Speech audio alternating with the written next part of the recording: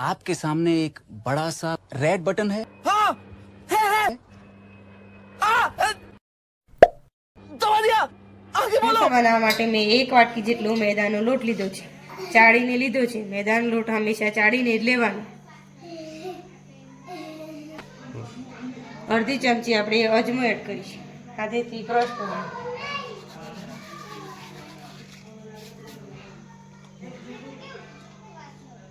સ્વાદ જેટલું આપણે મીઠું એડ કરીશું।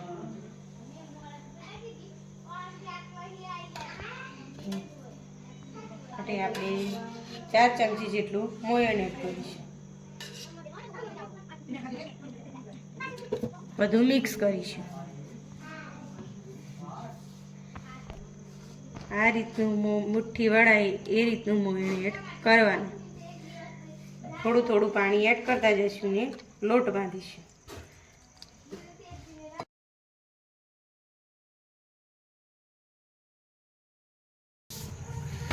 આ રીતનો લોટ બાંધી દેવાનો। લોટ ઉપર થોડું તેલ લગાડીને આપણે લોટને સેટ થવા દઈશું। ત્યાં સુધી આપણે એનો મસાલો બનાવી લઈએ। કઢાઈમાં 2 થી 3 ચમચી જેટલું તેલ એડ કરીશું।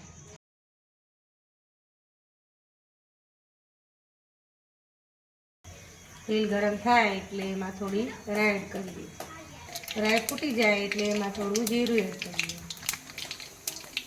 રાઈ ફૂટી જાય એટલે એમાં થોડું જીરું એડ કરી દઈએ। આપણે થોડી એમાં હિંગ એડ કરીશું। આપણે એમાં અડદની દાળ એડ કરીશું 1 ચમચી જેટલી।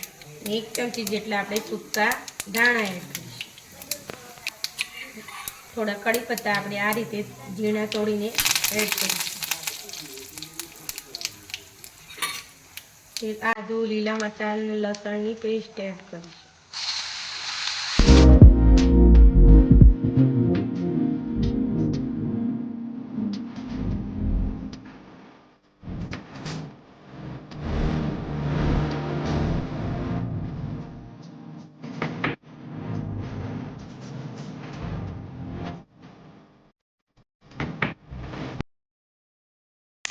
લીલા મરચાં ને આદુ બરોબર શેકાઈ જાય ધીમે ધીમે એટલે એમાં વટાણા એડ કરીશું।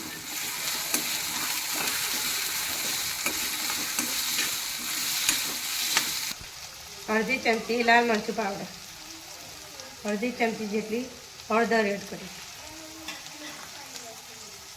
અડધી ચમચી ધાણા જીરું મસાલો, અડધી ચમચી ગરમ મસાલો, સ્વાદ જેટલું મીઠું એડ કરીશું। મિક્સ કરીશું।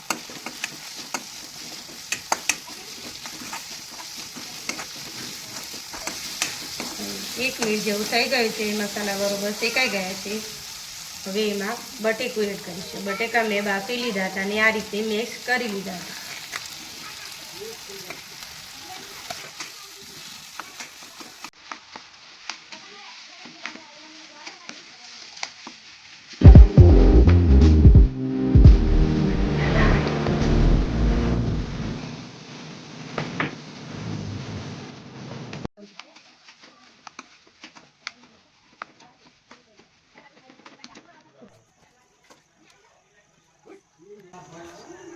હવે એમાં સૂકી દ્રાક્ષ એડ કરીશું। તમે સિંગદાણા પણ એડ કરી શકો, દાડમ પણ એડ કરી શકો।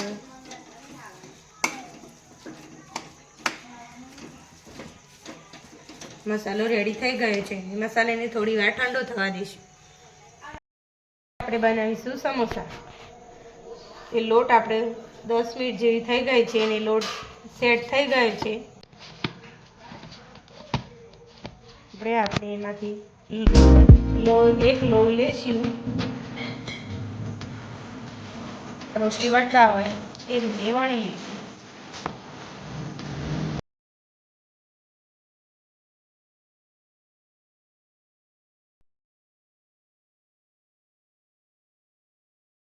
આપણે બંને સાઈડની આ રીતે મોડી લેવાનું।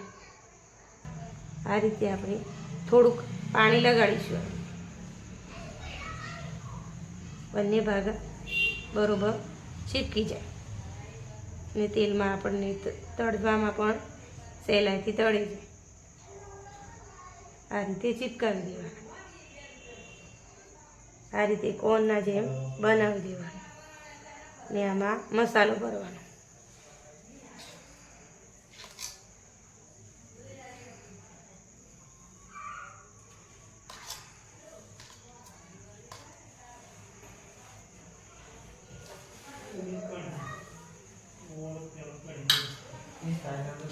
આ રીતે મસાલો ભરીને અહીંયા પણ થોડું આપણે પાણી લગાવી દેવાનું ને પછી બંને સાઈડને આ રીતે દબાવી દેવાનું.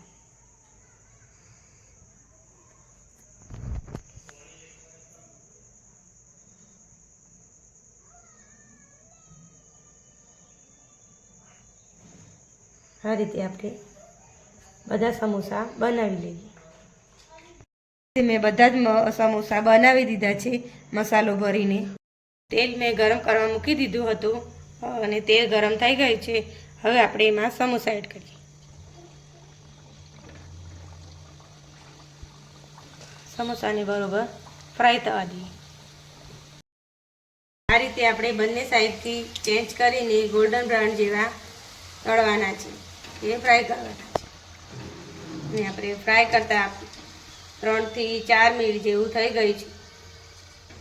હવે આપણે બહાર કાઢી લઈએ. આ રીતે આપણે બધા સમોસા બનાવી લઈશું. બધા સમોસા રેડી થઈ ગયા છે. સમોસા એકદમ ક્રિસ્પી છે, તમે જોઈ શકો છો. અને તમે સોસ સાથે પણ ખાઈ શકો, ચટણી સાથે પણ ખાઈ શકો છો. હું તમને તોડીને પણ બતાવું આ રીતના. ને મારી રેસીપીમાં જે નવા હોય એ લાઈક, શેર અને સબસ્ક્રાઈબ જરૂરથી કરજો. હવે આપણે મળીશું બીજી નવી રેસીપી સાથે. Thank you.